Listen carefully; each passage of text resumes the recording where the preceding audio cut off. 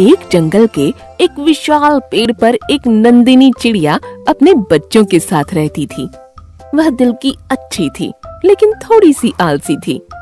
उसी पेड़ के नीचे एक रानी चींटी अपनी पूरी टोली के साथ बिल में रहती थी। रानी, मैं देखती हूँ तुम लोग दिन भर काम में लगे रहते हो। एक दाना पाने के बाद उसी को लेकर बिल में आ जाती हो। कुछ आराम भी कर लिया करो। नंदिनी बहन, हम लोग भविष्य के लिए खाने की व्यवस्था करते हैं। मौसम हमेशा एक सा नहीं होता। बचत बहुत जरूरी है और बचत के लिए मेहनत करनी ही पड़ती है। मैं तो तुम्हें भी राय दूंगी कि तुम आने वाले कल के लिए पहले से ही खाने दाने की बचत कर लिया करो। हमें जब भूख लगती है तब हम खाना खा लेते हैं और आराम करते हैं। इसके बाद कल की चिंता नहीं करते हैं। नंदिनी बहन, मान लो कल मौसम बिगड़ गया और तुम्हें बाहर जाने का मौका न मिला तो खाने पीने की व्यवस्था कैसे करोगी? हम पंछी हैं, जरा भी मौका मिला तो हम व्यवस्था कर ही लेते हैं। समय बीतता रहा। गर्मी के बाद बरसात का मौसम आने वाला था। आकाश में बादल उमड़ घुमड़ कर रहे थे। रानी चींटी ने पहले से ही अपने खाने की व्यवस्था शुरू कर दी थी। वे लगातार बाहर से अपना खाना लाकर बिल के अंदर इकट्ठा कर रही थीं। नंदिनी चिड़िया अपने चिड़ा और बच्चों के साथ आराम से अपने घोंसले में बैठी थी। यह रानी भी हमेशा परेशानी मोल लेते रहती है। खुद आराम नहीं करती और बाकी चींटियों को भी काम पर लगाए रखती है। अरे जरा से बादल क्या दिखे, ये सब चिंता में डूब गईं। अभी 2-4 दिन बाद बादल इकट्ठे होंगे। इसके बाद शायद बरसात हो सकती है। इस बीच लंबा समय है। रानी ने उनकी बात सुन ली और रुक गई। नंदिनी बहन, मौसम का कोई भरोसा नहीं होता। समय रहते अपनी तैयारी कर ली जाए तो उसमें बुराई ही क्या है। मैं तो कहती हूँ तुम भी अपने खाने की व्यवस्था कर लो। हाँ, 1-2 दिन के बाद विचार करूँगी। अभी 2 दिन पूरा आराम करने का इरादा है। आज करे सो कल करे, कल करे सो परसों। इतनी जल्दी क्या पड़ी है, जब जीना है बरसों। इस तरह चिड़ा ने भी नंदिनी चिड़िया का ही पूरा समर्थन कर दिया। दोनों आलस करके आराम करते रहे। बस खा लिया और खिला दिया। दाने की बचत कुछ भी नहीं की। दूसरे दिन सवेरे ही बादल गरजने लगे और देखते ही देखते बरसात शुरू हो गई। नंदिनी चिड़िया ने मौसम के बारे में ऐसी आशा नहीं की थी। अब वह बाहर भी नहीं जा सकती थी। तेज बरसात में खाने की कोई व्यवस्था नहीं हो सकती थी। पानी बरसता ही रहा। यह बरसात तो रुकने का नाम ही नहीं ले रही है। हम भूख बर्दाश्त कर लेंगे, लेकिन बच्चों का क्या होगा? रानी सही कह रही थी। हमने आलस के वशीभूत होकर उसकी बात नहीं मानी। अब क्या किया जाए? पानी रुकने वाला नहीं है। कुछ देर के बाद नंदिनी ने देखा कि चींटियों की लंबी कतार पेड़ पर चढ़ रही है। सभी चींटियों के मुंह में दाने थे। सबसे आगे रानी चींटी चल रही थी। वह सब दाने लेकर नंदिनी के घोंसले तक पहुंच गईं। सबने अपने दाने घोंसले में रखने शुरू कर दिए। चिड़ा और नंदिनी चिड़िया देखते ही रह गए। नंदिनी बहन, बच्चों को खिलाओ और आप लोग भी खाओ। आगे के लिए भी हमने पर्याप्त व्यवस्था कर दी है। समय मिलते ही बचत की व्यवस्था कर दो। हाँ रानी बहन, तुमने सही कहा था। हमें दाने और खाने की बचत करनी चाहिए थी। आज आलस के कारण मेरे पास कुछ भी नहीं रहा। यह तो तुम्हारी कृपा है जो हमें दाना नसीब हो गया। देखो बच्चे कितने प्यार से खा रहे हैं। अब मैं हमेशा समय रहते खाने की बचत करूंगी ताकि भविष्य में पछताना न पड़े। बहुत बहुत धन्यवाद। नंदिनी, हम तुम्हारे पड़ोसी हैं। पड़ोसी का साथ निभाना और उसकी मदद करना दूसरे पड़ोसी का धर्म होता है। मुझे इस बात की खुशी है कि तुम भविष्य में बचत के बारे में कदम उठाने के लिए तैयार हो गई हो। नंदिनी को रानी की बातें बहुत अच्छी लगीं और उस दिन से दोनों पक्की सहेली बन गईं। एक दिन एक छिपकली पेड़ के नीचे आ गई। वह आसपास कीड़े मकोड़ों को खा रही थी। वह रानी के बिल के पास पहुंच गई। नंदिनी ने उसे देख लिया। रानी, तुम बिल से बाहर मत निकलना और दूसरों को भी आने मत देना। बाहर एक छिपकली घात लगाकर बैठी है। मैं अभी उसका इंतजाम करती हूँ। नंदिनी अपने चिड़ा को लेकर नीचे उतर आई।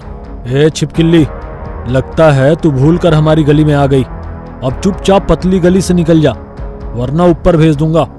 यहाँ मेरी सहेली अपनी टोली और बच्चों के साथ रहती है। मैं तो यहाँ घूमने टहलने आई थी। कुछ देर बाद चली जाऊंगी। जोरों की भूख लगी है। पहले भूख मिटाऊंगी। भूख की बच्ची, भाग जा यहाँ से, वरना तेरे सर पर 100 छेद बना दूंगी। इतना कहकर चिड़ा और चिड़िया ने अपनी चोंच से छिपकली पर वार करना शुरू कर दिया। अरे बाप रे, मर गई रे, मेरे सर में सुई चुभा रही है, ये दोनों मिलकर मुझे मार ही डालेंगे, मुझे माफ करो भाई, मैं भाग रही हूँ। इतना कहकर छिपकली जो भागी कि भूल कर भी पीछे मुड़कर कभी नहीं देखा। रानी बहन, अब बाहर आ जाओ, मुसीबत भाग गई है, अब कभी लौट कर नहीं आएगी। अगर लौटने की सोचेगी भी ना तो उसे हमारी चोंच की मार याद आ जाएगी। बहुत बहुत धन्यवाद नंदिनी। अरे बहन, ये तो पड़ोसी का धर्म है। चलो, इसी बात पर मुंह मीठा होना चाहिए। रानी अपनी टोली के साथ शक्कर के दाने लेकर पेड़ पर आ गई और सभी ने बड़े प्यार से मुंह मीठा किया। इस तरह रानी और नंदिनी की दोस्ती हमेशा चलती रही। जंगल में सवेरे सवेरे हिरनी के रोने की आवाज सुनाई पड़ी। कुछ हिरन, भालू और बंदर इकट्ठा हो गए। हिरनी के दोनों बच्चों की लाशें सामने पड़ी थीं और उन्हें देख देख कर वो लगातार रोए जा रही थी। माँ हिरनी बोली, हाय राम, अब मैं क्या करूं? कहाँ जाऊं? एक नागिन ने मेरे दोनों जिगर के टुकड़ों को मुझसे हमेशा के लिए दूर कर दिया। मेरा तो सब कुछ लूट लिया। अब मैं किसे प्यार करूंगी, किसे अपना दूध पिलाऊंगी? मेरे दोनों प्यारे लाडले ही मेरी दुनिया थे। अब कौन मुझे माँ माँ कहकर पुकारेगा? हे भगवान, अब मुझे भी मेरे बच्चों के पास बुला लो। एक हिरनी बोली, ऊपर वाले की मर्जी के सामने किसकी चलती है? वही देता है, वही लेता है। हम तो खिलाड़ी हैं, वही विजेता है। हमेशा उसकी मर्जी की ही जीत होती है। माँ हिरनी बोली, जब लेना ही था तो उसने दिया ही क्यों? एक झटके में सारी खुशियों को छीन लिया। भालू बोला, दोनों बच्चे एक साथ, ये सब कैसे हुआ? माँ हिरनी बोली, आज सवेरे सवेरे बच्चों ने दूध पिया और पास में झाड़ियों के पास खेलने लगे। अचानक एक जहरीली नागिन ने बड़े को डस लिया। बड़ा चिल्लाया तो छोटा भी उसके पास आ गया।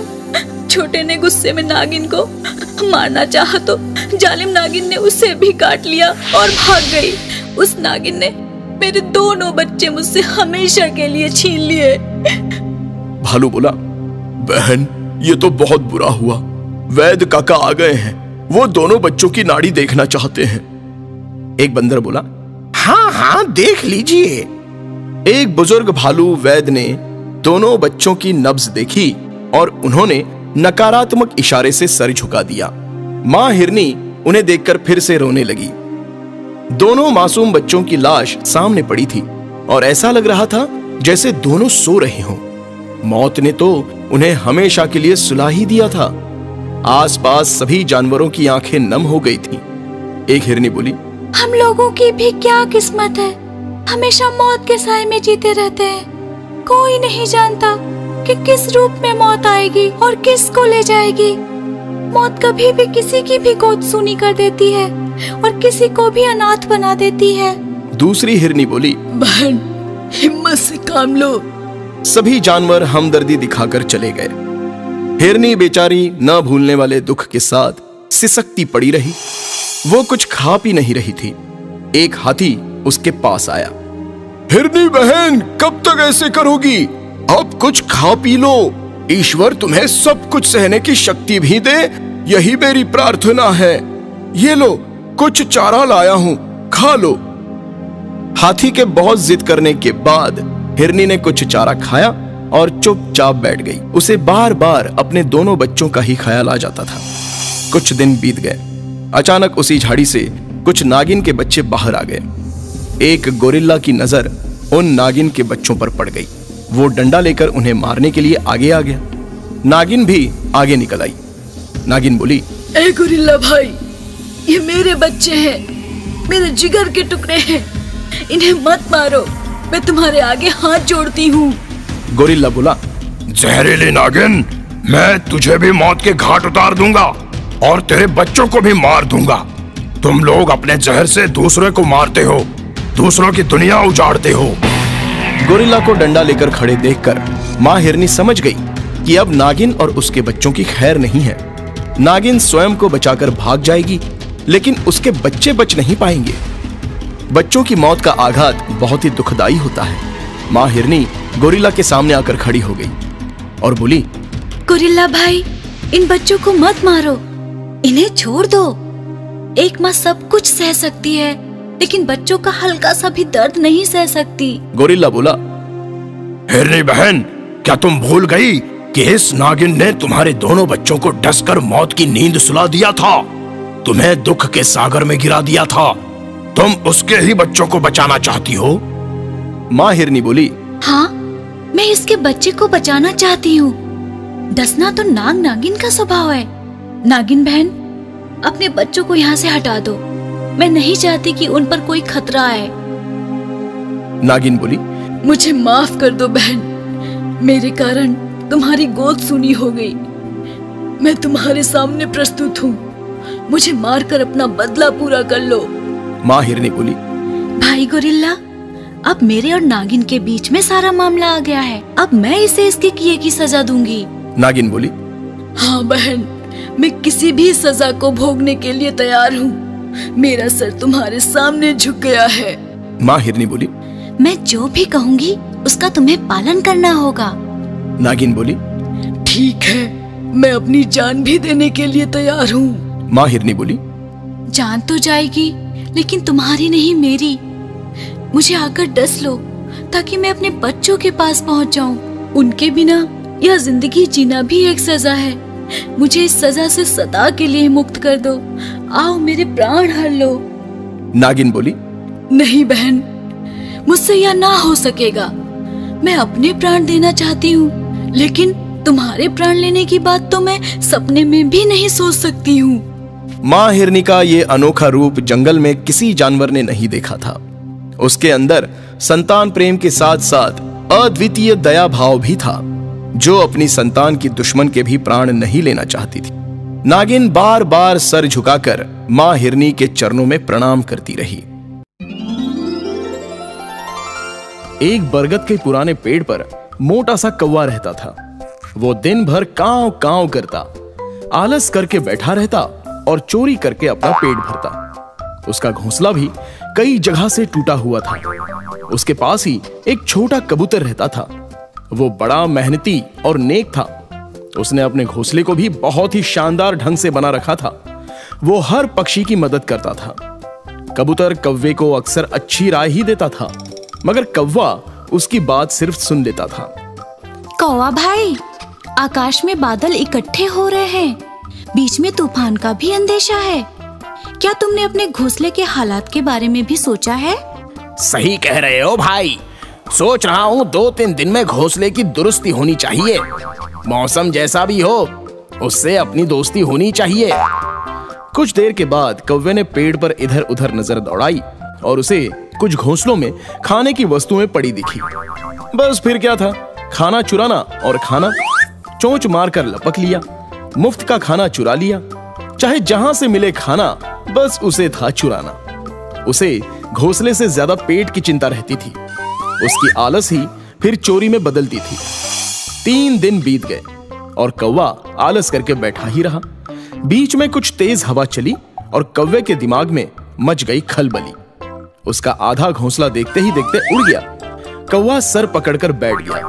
अरे कौवा भाई, लगता है मेरी बात समझ नहीं आई। अब घोंसला कहाँ से आएगा? लगता है जो बचा है वह भी जाएगा। 3 दिन बीत चुके हैं और तुम हाथ पे हाथ धरे बैठे हो। बात तो तुम्हारी सही है, अच्छे समय पर कही है। अब तो कुछ करना ही पड़ेगा। घोंसला जो नहीं है तो निकलना ही पड़ेगा। कौवे ने इधर उधर हाथ पैर चलाए, कुछ टूटे फूटे तिनके जुटाए। घोंसला बनने लगा और पानी बरसने लगा। वो परेशान हो उठा और कबूतर की ओर आशा भरी नजरों से देखने लगा। अब देख क्या रहे हो? मेरे घोंसले में जल्दी से चले आओ। भीगो मत, यहाँ आकर पंख सुखाओ। देखा, आलस का नतीजा इसी तरह पाओगे। अब संभल भी जाओ, वरना बहुत पछताओगे। कौवा कूद कर कबूतर के शानदार घोंसले में आ गया। कुछ देर के बाद बरसात थम गई। कबूतर ने अपना प्रयास जारी किया और देखते ही देखते एक छोटा सा प्यारा सा घोंसला बना दिया। कौवा फिर आलसी की तरह कबूतर के ही घोंसले में बैठा रह गया। फिर से बरसात शुरू हो गई। अब कौवा कबूतर द्वारा बनाए हुए अपने घोंसले में सुरक्षित बैठा था। कौवा भाई, समय मिलेगा तो मैं तुम्हारे घोंसले को और बड़ा बनाऊंगा। तुम्हें भी जुड़ना होगा, वरना अकेले में क्या कर पाऊंगा। बात तो सही कह रहे हो भाई। हमेशा सही सही कहने के बाद तुम्हारे हाथ में दही जम जाता है। कौवा बोला, बात सही है। बड़े बेशरम हो यार। ये भी सही है। तुम्हारा क्या होगा ये तुम जानो और तुम्हारा काम जाने। कौवा बोला, ये आधा सही है। अरे भगवान भी तो जानते हैं। बरसात का मौसम था, लेकिन बादल धीरे धीरे आकाश को छोड़कर कहीं और चले गए। गर्मी बढ़ी और अकाल पड़ गया। फसलें चौपट हो गईं। सूखे के कारण सभी जीवों के खाने के लाले पड़ गए। पंछियों को चारा न मिला और उनके बच्चों का भी भूख से बुरा हाल होने लगा। कौवे ने अपनी आदत नहीं छोड़ी और चोरी करने से भी वो बाज नहीं आया। कबूतर से पक्षियों का दर्द देखा न गया। वो उड़ते हुए गंगा मैया की शरण में गया। कबूतर बोला, हे गंगा मैया, जंगल के सारे पक्षी भूख से बेहाल हो रहे हैं। सब दाने दाने को मोहताज हैं। छोटे छोटे बच्चे जब बिलखते हैं तो दिल रोता है। मुझे अपने लिए कुछ नहीं चाहिए। यदि बच्चों की भूख मिटाई जा सके तो बड़ी मेहरबानी होगी। अचानक गंगा मैया के पानी में हलचल हुई और उसमें से आवाज आई। गंगा मैया बोली, हे कबूतर, तुम बहुत नेक और परोपकारी हो, अच्छे फल के अधिकारी हो। यहाँ से जब जाओगे, जहाँ चोंच लगाओगे, ढेर सारे दाने पाओगे। सबका कल्याण करो। जय हो गंगा मैया की, आपकी कृपा अपार है माँ। इतना कहकर कबूतर दोगुनी गति से उड़ चला और अपने आवास पर पहुंच गया। उसने पेड़ के पास जमीन पर चोंच मारी और चमत्कार हुआ। वहां से तरह तरह के दाने और खाने के व्यंजन निकलने लगे। सारे पक्षी वहां दाने खाकर चोंच में भरने लगे। कौवा जब खाने चला तो उसकी चोंच ही नहीं खुली। वो हैरान और परेशान हो गया। वो रोने लगा, तड़पने लगा। ये तुम्हारी करनी का ही फल मिला है। चोरी और आलस का यही नतीजा होता है। मैं तुम्हारी समस्या का समाधान ढूंढता हूँ। चोंच कैसे खुलेगी वो हल भी ढूंढूंगा। जय हो गंगा मैया।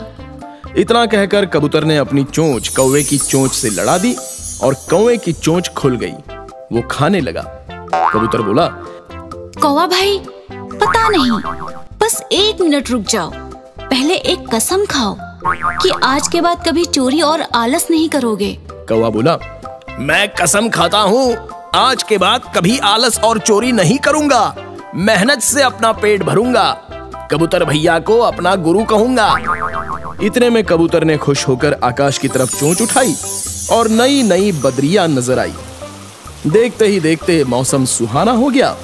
बरखा की बहार देखकर सबका मन दीवाना हो गया।